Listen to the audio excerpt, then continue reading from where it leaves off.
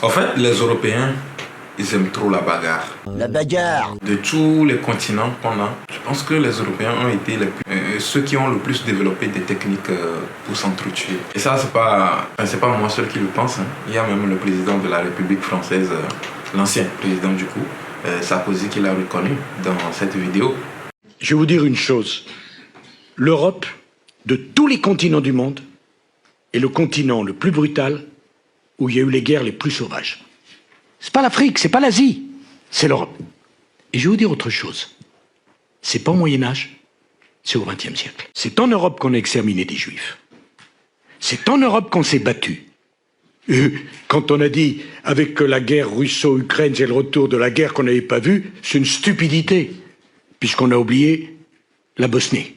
Notre continent est brutal, sauvage, et peut verser dans la barbarie. Donc voilà quoi, c'est l'Europe qui a le plus développé des techniques pour tuer des êtres humains.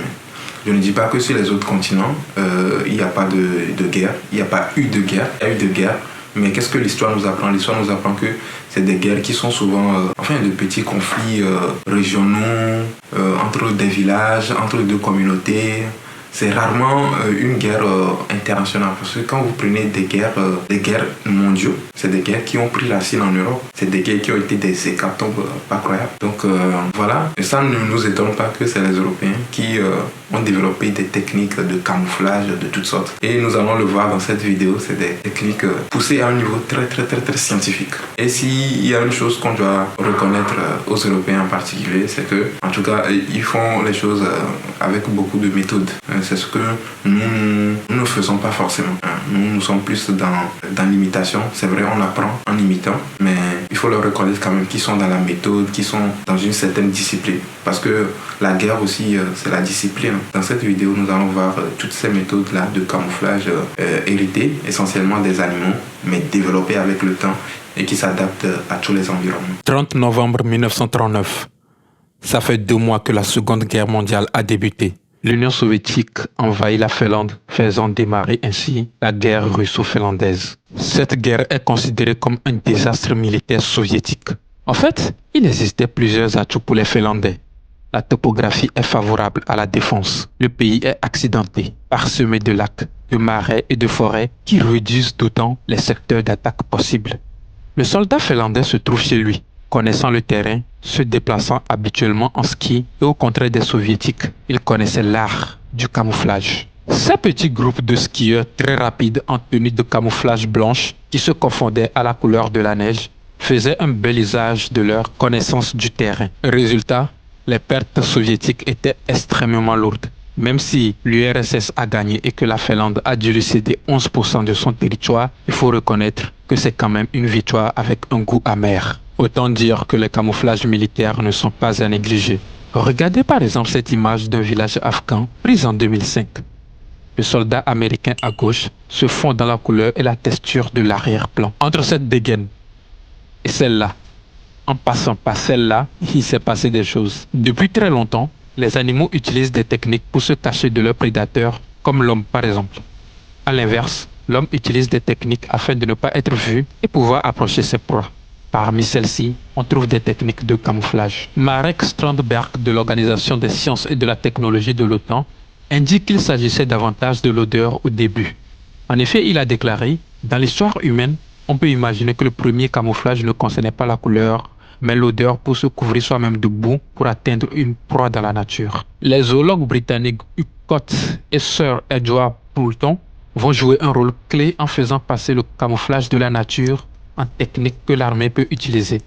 Sir Poulton publie le premier livre sur le camouflage en 1890, Les couleurs des animaux. Finalement, la boue a commencé par faire place à d'autres techniques. L'armée indienne britannique, par exemple, faisait teindre son uniforme avec du thé et du cuivre. Et au milieu du 19e siècle, ils ont inventé le kaki qui remplaçait l'uniforme blanc. L'uniforme blanc était censé être pratiquement invisible par les ennemis. Mais ça s'est avéré inefficace. Du coup, ils ont adopté et conservé l'uniforme kaki à partir du 19e siècle. Mais les vieux tenues militaires classiques, eux, ils sont restés dans l'armée par contre jusqu'au 20e siècle. Mais jusque-là, les uniformes militaires n'avaient pas une fonction forcément très technique, très pratique. Ils étaient plus psychologiques. Parce que à partir du moment où les soldats portaient ces uniformes-là, ils se sentaient psychologiquement prêts pour le combat. Mais c'est à partir de la Première Guerre mondiale que les choses vont véritablement commencer par changer et que les camouflages et les tenues militaires vont prendre une sérieuse importance. En ce moment-là, il y avait carrément des artistes qui étaient chargés de dessiner les camouflages sur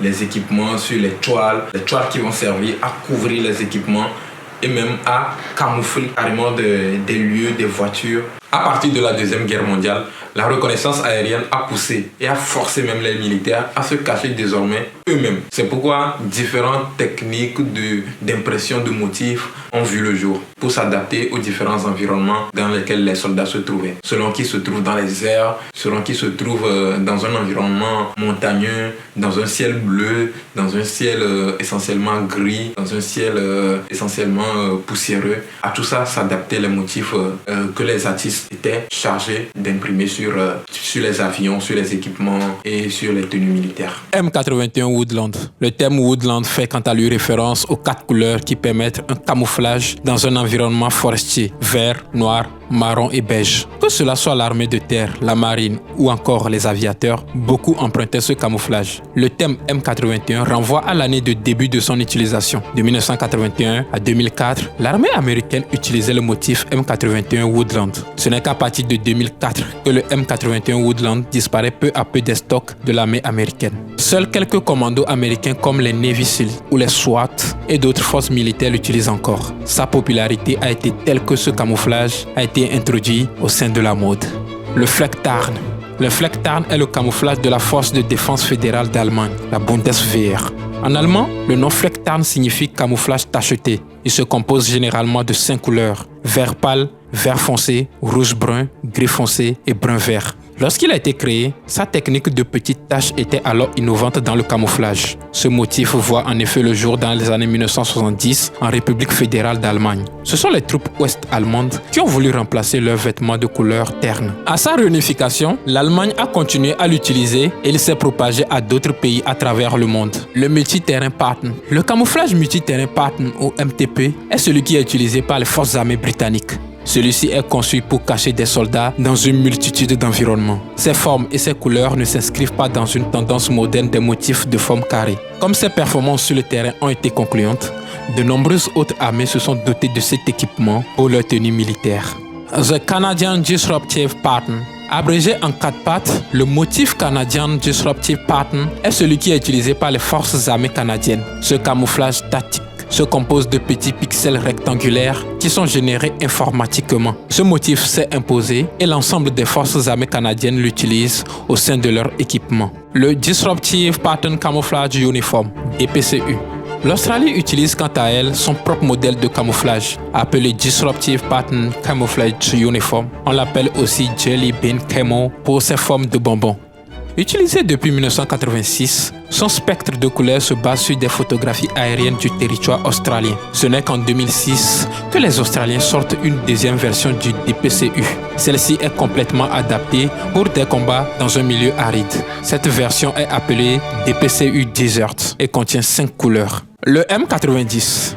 Dans le nord de l'Europe, la Suède utilise également son propre modèle de camouflage militaire. En effet, les forces armées suédoises utilisent le M90 qui contient plusieurs formes géométriques de couleurs vert clair, vert foncé, gris ou encore bleu marine. C'est l'utilisation et l'agencement de ces coloris qui lui permettent d'être utile dans une grande diversité de terrains. Comme le modèle DPCU australien, le M90 s'est vu prendre des tons plus clairs pour permettre de se camoufler dans le désert. Les Suédois l'ont en effet utilisé lors d'interventions dans le désert en Afghanistan. Le camouflage bande de tigre.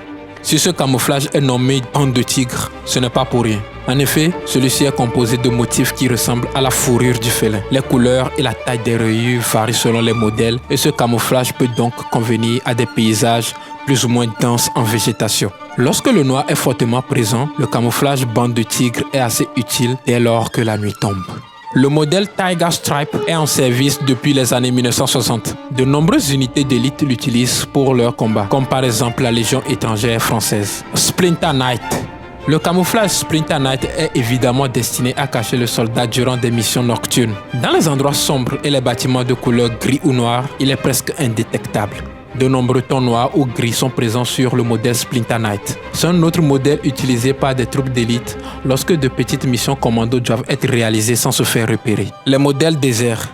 Les régions désertiques posent problème aux soldats car il est compliqué de se dissimuler dans une zone où les couleurs varient peu. Certains des précédents camouflages présentés ont des modèles de désert et d'autres non.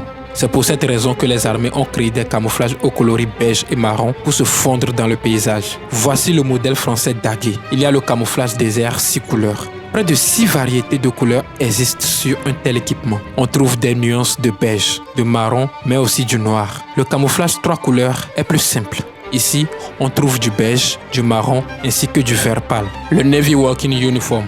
NWU. Le camouflage Navy Walking Uniform est un motif d'impression numérique pixelisé inspiré du modèle Marpat. Celui-ci est de couleur bleue, ce qui reflète l'héritage de la marine ainsi que de son lien avec les opérations maritimes. Le Desert Camouflage Uniform.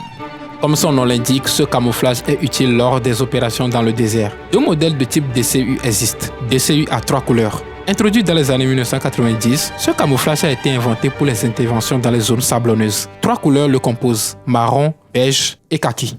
DCU à 6 couleurs. Il s'agit de la version antérieure au DCU 3 couleurs. On la surnomme Cookie Dough en raison de petites taches noires qui sont présentes sur le motif. Son efficacité limitée durant la première guerre du Golfe a donné une période d'utilisation courte. Tiens, ça vous rappelle pas les militaires français au Sahel, ça? Le Universal Camouflage Pattern, UCP. Il apparaît au sein de l'armée américaine en 2005 après de nombreux tests performants. Ce n'est qu'au cours des opérations que ce matériel militaire a commencé à présenter des défauts. L'UCP est un motif de camouflage parmi les plus controversés. Dans les milieux tropicaux et urbains, il n'est pas aussi efficace qu'attendu. En 2014, l'US Army annonce donc que ce camouflage serait totalement retiré de leur équipement pour la fin septembre 2019. Le Scorpion W2.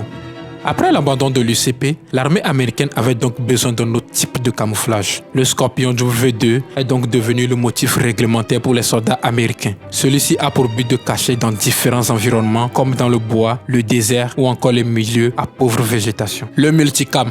Contrairement au modèle précédent, le camouflage multicam a pour but de ne pas être vu dans tout type de terrain. Il a été créé par Sear Associates et l'US Army Soldier System Center. Existant depuis le début des années 2000, il prend une certaine ampleur à la fin de cette décennie. Le Airman Battle Union, ABU. Les forces de l'air de l'armée américaine utilisent l'Airman Battle Union comme motif de camouflage. Leurs collègues de la République dominicaine l'utilisent aussi. Il présente la particularité d'être semi-pixelisé et d'être un motif à rayures. De plus, les couleurs sont sobres avec du gris et du bleu, ce qui permet aux soldats de l'air d'être facilement reconnaissables par leurs homologues. Le Desert Night Camouflage, DNC. Le DNC est un camouflage pixelisé bicolore apparu pendant les années 1990. Les forces spéciales américaines et britanniques l'ont notamment utilisé dans le but de ne pas être vu par les appareils à vision nocturne, ce qui faciliterait les opérations de nuit.